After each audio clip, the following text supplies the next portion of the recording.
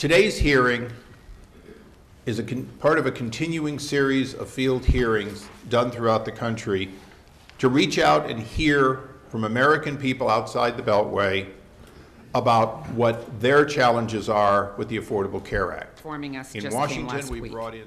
If nothing is done, the effect that Obamacare is having on the self-insured middle class, then next year at this time we'll be looking at these huge premium increases.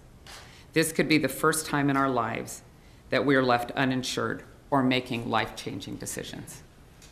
This is not what our president promised us.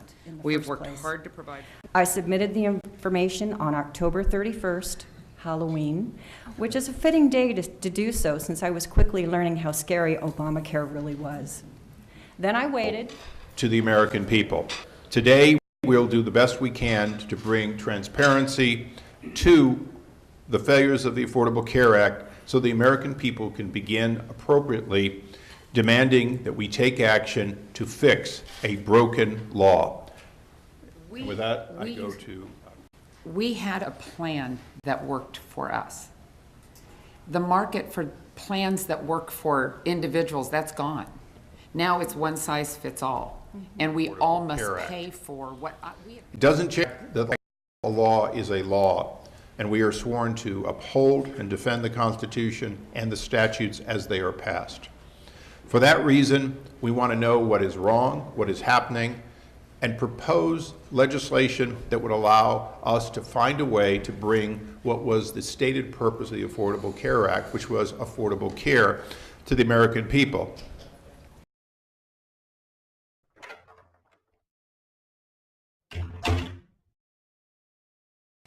My name is Christy Hammond. My husband and I are both self-employed real estate professionals in Prescott, Arizona. I'm 55 years old and he is 58. We've been self-employed and self-insured for over 30 years. Our families... As you said, my name is Julie Dalton. I'm 46 years old. I come from Prescott, Arizona. My husband and I live there. We have three children there. We're very active in our community and in our church, and we believe that it's a sacred obligation to take care of ourselves, as reflected in our own Declaration of Independence, that we have the God-given right to pursue life, liberty, and happiness, and to provide for ourselves and our own in the way that we see fit. And my name is Christy Hammond. My husband and I are both self-employed real estate professionals in Prescott, Arizona. I'm 55 years old and he is 58. We've been self-employed and self-insured for over 30 years. Our family... And I'm no expert in the healthcare industry, but I did serve on a hospital board for 13 years, sitting as chairman for 10. My wife, for the last 20 years, has been CEO of small rural hospitals. So I'm familiar with the healthcare industry, and I don't think most...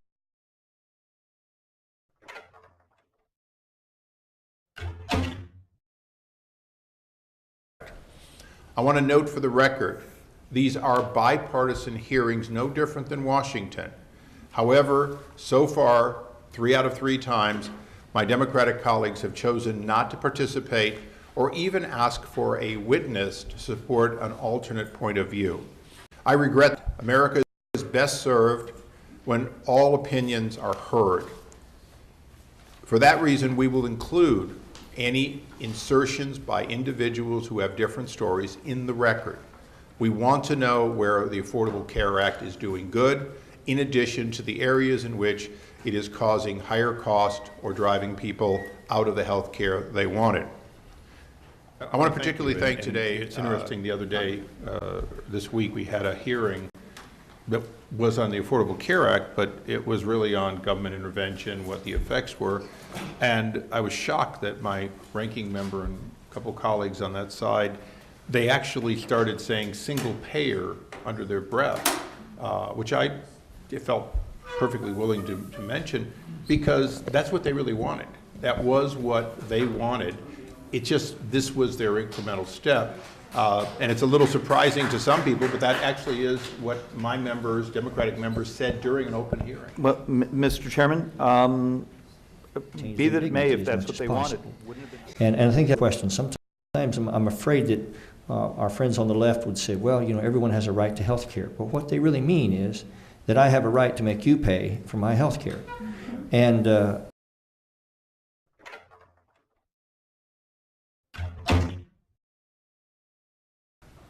The fact is, while the President and other authors of the Affordable Care Act repeatedly promised, if you like your health care plan, you can keep it.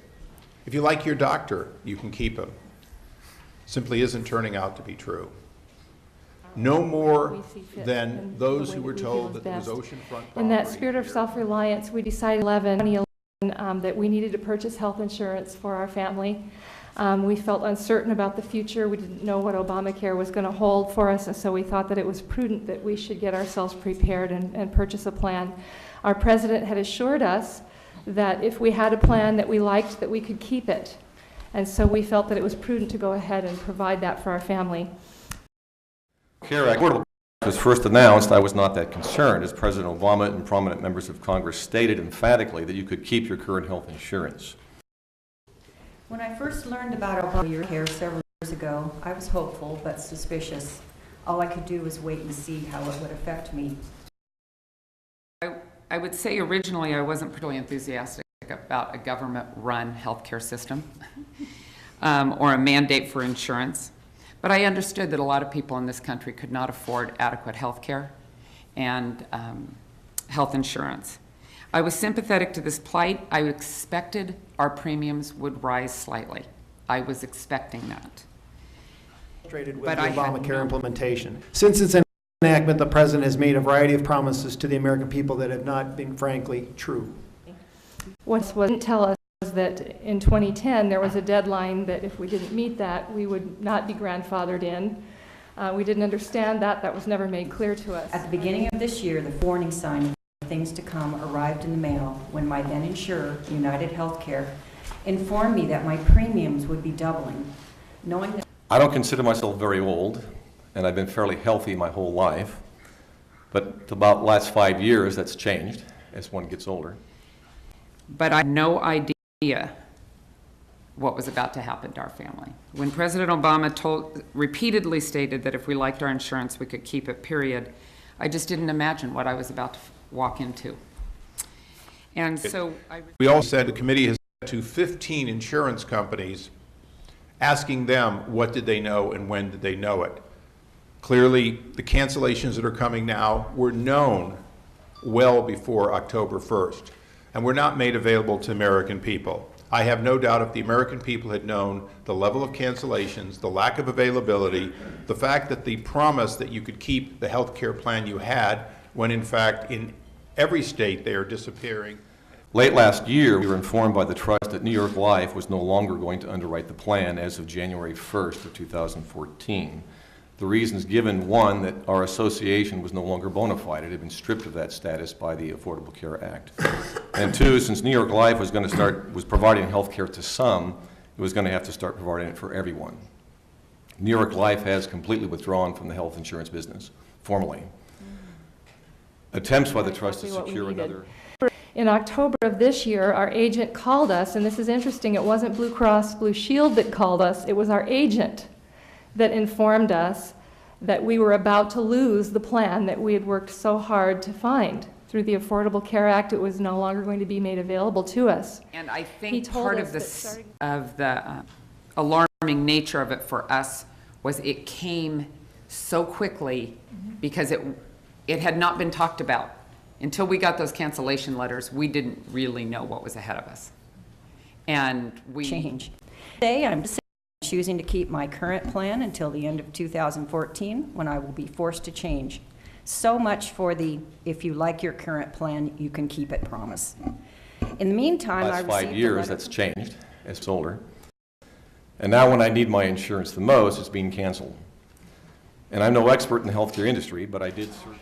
For every individual that reported the Affordable Care Act enrollment in a state or and federal exchanges, more have received cancellation notices.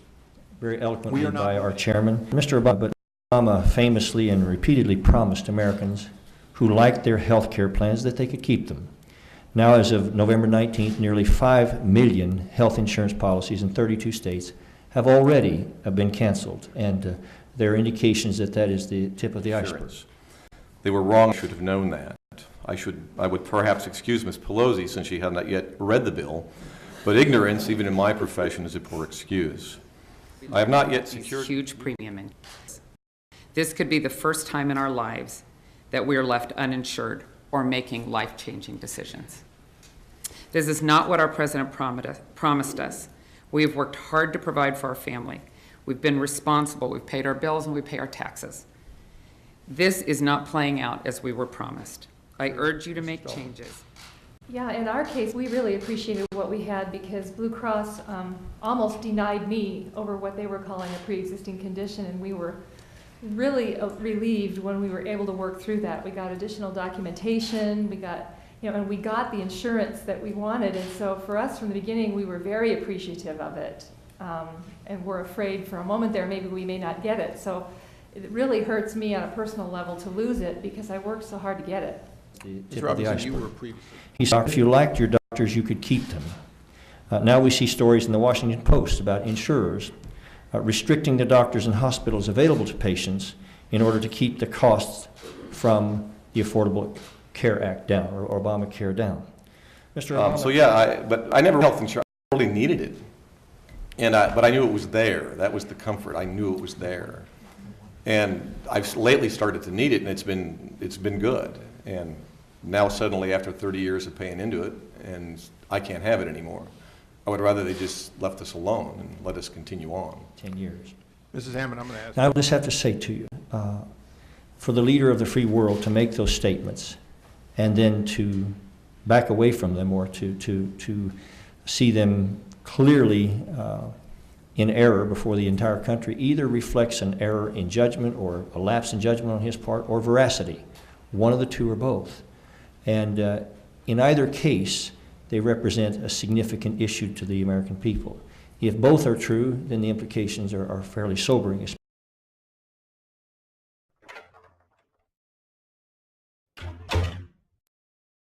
You do have the fact that the Affordable Care Act, which promised to give you more choice and more competition, didn't. According to research from Heritage Foundation, this is very recent, there are currently 11 insurers offering coverage in the Arizona individual market. This decrease in market competition in Arizona will lead to higher cost of health insurance. The fact is, Exchanges. Additionally, in Yavapai County, we've been informed 3 of the 5 major insurance carriers operating in Arizona have pulled out of the exchanges in Yavapai County completely, which effectively reduces our ability to find good competitive pricing on the exchange by 75%. But this, I feel as if choices have been taken away from us. Choices to do what's best for our family. in fact, Manhattan Institute published a state-by-state analysis of the impact of the Affordable Care Act premiums. According to this report, in the average state, the Affordable Care Act, or Obamacare, will increase underlying payments by 41%. However, in Arizona, the Manhattan Institute estimates at least 51% increase in the first year. In the meantime, I received a letter from Humana telling me that I had 2 options for 2014 if I wanted to keep my policy with them. I could keep my current plan at $280 per month, or switch to an ACA compliant policy at $738 per month, or excuse me, per month. I was shocked. Again, needless to say, I will be sticking with my current policy. More disturbing. It's so far been disappointing. I currently pay about $6,300 per year for the 2 of us. Minimum premiums will go up to $7,400. Comparable plans up to $9,000. But the most important thing is the out-of-pocket expenses, co-pays, deductibles, are going to be almost 3 times as much. And if I go out of network, such as crossing state lines, which I'm not certain if that's going to work or not, could be 8 to 9 times as much as I'm paying now. Looking at... He told us the plan that most resembled our plan would still have a $6,000 deductible per person. But my premium would now be $1,701 a month, to say the least. To us, our age very hard to help us find something that was just right for us.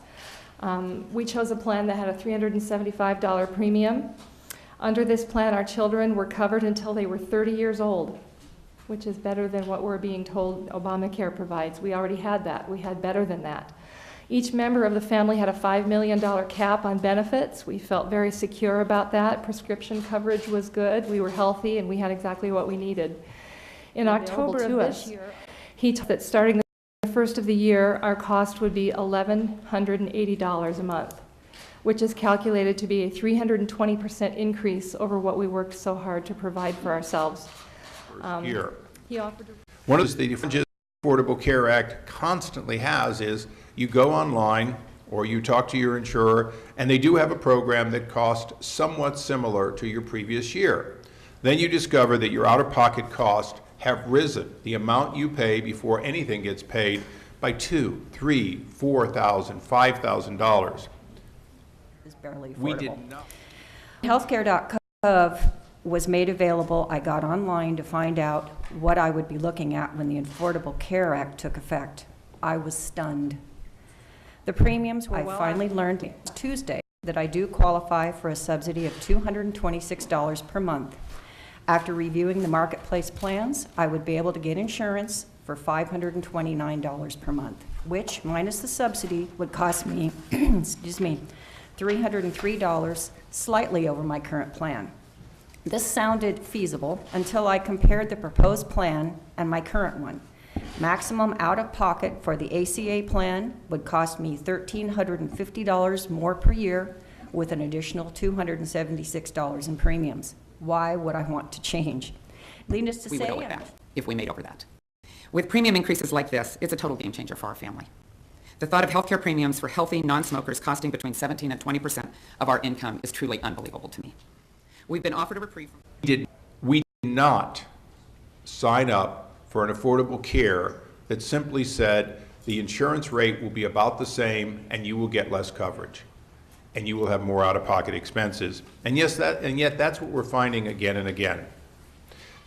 And Predictable. I'm scared. When I first got that letter that my insurance was going to go up to 700 and something, I cried because I thought, what am I going to do? I live modestly. I have I don't know what else I can cut out. Dr. Montgomery, you said We could opt to pay the 320% increase in our premium in 2014, but that would be an $800 additional a month that have to come out of the family budget. I'd like to impress upon you what the value is to us of $800.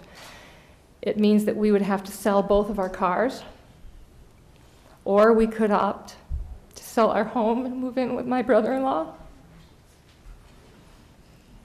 We could get a second and third job to pay for health insurance. I could choose to save money by never going to see my dad again, who lives far away. We could suspend all charitable giving, which is substantial for our family, and we feel that that's a sacred obligation that we take seriously. None of these options are workable. We could opt to purchase insurance through the government-subsidized exchanges, but for a family of 4 at our income level living in Yavapai County, the subsidy is only $252 a month, which would still mean that we would experience a 250% increase if we were to purchase on the exchanges.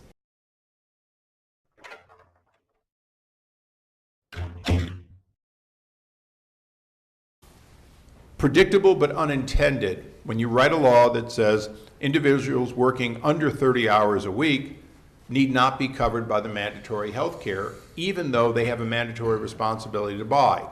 This is a double whammy. Part-time employees at places like Starbucks and others who previously had health care may not have it, and yet they have a mandate to buy it. Worst of all worlds. Lastly, most people... To stay within our budget, we could choose to drop our insurance altogether and pay the penalty. This looks good on paper, but the reality is that when my husband and I do get sick, which now in our middle age is more and more likely as we go along, serious disease has the potential to completely wipe us out financially, and in the end we could lose everything. In short, at this point, we have no good options. Thank you. All worlds. Thank you. Lastly, people here in Arizona know that the biggest source for employment will in fact be companies who employ less than 50 individuals. And all startups that are really truly startups start with less than 50 employees. And yet that very group exempted from it means that as the prices go up, it's less affordable. Many individuals in companies, small businesses less than 50, who previously had plans, often with health savings accounts and other benefits they like, are losing them. Again, unintended consequences. I'm now faced with the ability of going back to work. However, doing so would most likely push me over the annual $46,000 subsidy cap, eliminating my subsidy. I would then be working mainly to pay for my health care premiums. I now realize the Affordable Care Act. Am I being fair? That's a take. We don't want to take a subsidy. We didn't spend all those years in school to become, my husband to become proficient in a trade just so that he could take a subsidy. That's not what we want. And frankly, we find it abhorrent that we would spend that much time to become self-reliant, only to then burden our children and our grandchildren to pay for something which 2 months ago we were handling just fine. Just for the And then bronze to go plans. find- Since annual income falls under the $46,000 cap, I then applied for a subsidy, which I did not want to do. I was happy with my Humana policy and didn't want to take government aid for something I did not want in the first place. I submitted the... So I put in there that we made $95,000, hypothetical number. There'd be no subsidy available if you make over $94,200.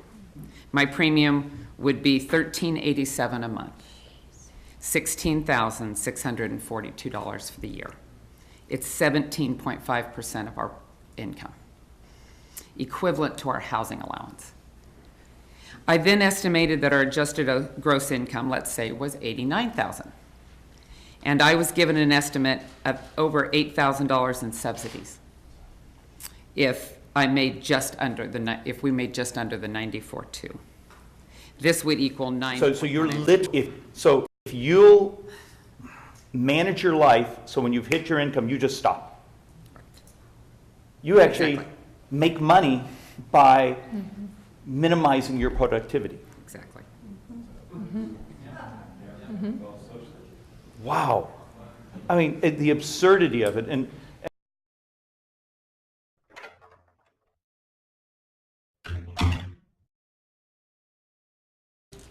in fact stable. It is my goal to try to use the contrast over the next few months, along with the committees that many of us serve on, to begin offering comprehensive alternatives that are free market and that will hopefully give you the kinds of programs you want, which may not include your care for things that you don't have and don't want. And that's going to be a goal. I'm going to close by saying I respect the Supreme Court. The administration's call for reform is laudable, but in my opinion, the reason the current system is so screwed up is because the government is so involved in it. And reform really should be less involvement of the government rather than more. Thank you. Thank you. Increasing healthcare costs and interfering with the doctor-patient relationship. Obamacare must be repealed and, most importantly, replaced. That's why I am not shy about saying there is a replacement, and I've been very foremost part of that replacement. I worked along 6 of my House Republican healthcare colleagues for our replacement plan called the American Healthcare Reform Act, and it's H.R. 3121 if you'd like to find it. This is something I'm not shy about. This initiative does 5 principal things. It starts with a patient-centered, patient-friendly healthcare, not a government-dictated. It spurs competition to lower healthcare costs by allowing Americans to purchase healthcare insurance across state lines and enabling small businesses to pool together and to get the same buying power as large corporations. It starts with tax reform, reforms medical malpractice laws in a common-sense way that limits trial lawyer fees and non-economic damages while maintaining strong protections for the patient. It also takes into account tax reforms, which provides tax reforms that allow families and individuals to deduct health care costs, just like companies do, leveling the playing field and providing all Americans with a standard deduction for health care insurance. It expands access to health savings accounts, HSAs, increasing the amount of pre-tax dollars individuals can deposit in portable savings accounts to be used for health care expenses. and it safeguards individuals with pre-existing conditions from being discriminated against purchasing health insurance by bolstering state-based high-risk pools and extending HIPAA guarantees for availability of protections. Our bill opens up the market, allowing Americans to purchase health insurance across state lines, and it drives down the cost. It expands access to these health savings accounts that are part of patients' budgets. This bill is pragmatic, it's practical, and portable. Free market alternatives to the current healthcare system that does not impose more taxes and mandates on American families. It facilitates a system that leaves patients and physicians in the driver's seats where they belong. It has garnered the support of the majority of my Republican colleagues in the House, and I hope we will ultimately enact it into law. Thank you again, everyone, for coming out here today. It is Not a what our pleasure to see so many president smiling promised faces. us. We have worked hard to provide for our family. We've been responsible. We've paid our bills and we pay our taxes. This is not playing out as we were promised. I urge you to make changes to the Affordable Care Act that is proving quite unaffordable for us. Thank you. Thank you. With that, I believe that there is a hope out there that the courts will act on the unconstitutionality in many areas of the Affordable Care Act. In 2010, the Supreme Court held Obamacare as a tax. The origination clause of the Constitution, found in Article 1, Section 7 of the Constitution, states, quote, "All bills for raising revenue shall originate in the House of Representatives." I will say to you that that goes back to the very genesis of our Constitution. It is what allowed us to come together as a country and actually exist apart from that clause. Now, in creating Obamacare, the Senate took an entirely unrelated bill that did not raise tax revenues, that was not germane to the Affordable Care Act, and struck everything but the number and injected the Affordable Care Act and calling it the Senate Health Care Act. Every provision of Obamacare originated in the Senate. And some of us now, there are 43 of us that have signed amicus briefs before the Circuit Court in Washington, D.C. to try to challenge that on constitutional grounds.